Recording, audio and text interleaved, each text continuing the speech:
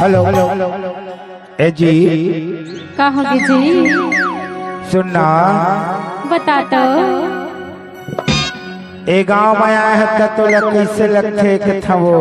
मुला मुला तो अच्छा लागत है जी। अच्छा लगत? हाँ। ओही पाके तुम कथा रे का कथा? कैसे लगते कैसे लगते कैसे लगते तोला कैसे लगते कैसे लगते तोला रे कहा? ए बैठैया के छुए मगो ढोलक कैसे लगते, ए देखैया के छुए मरे ढोलक कैसे लगते।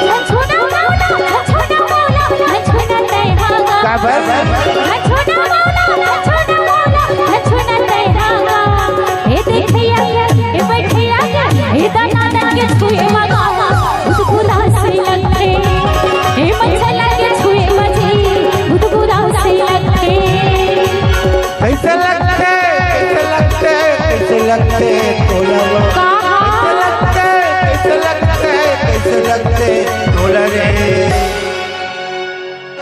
ए देखैया के ए बैठैया के ए हंसैया के छुए मरे ढोलक कैसे लगते, ए देखैया के छुए मरे ढोलक कैसे लगते।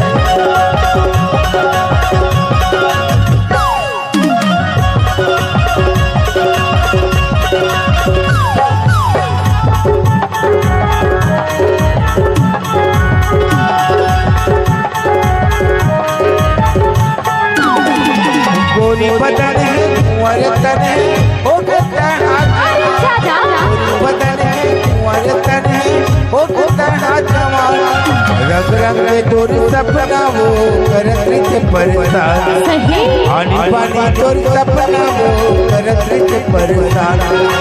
मोला बताना मोला बताना मोला बताना मोला बताना मोला बताना मोला बताना कहाँ वो।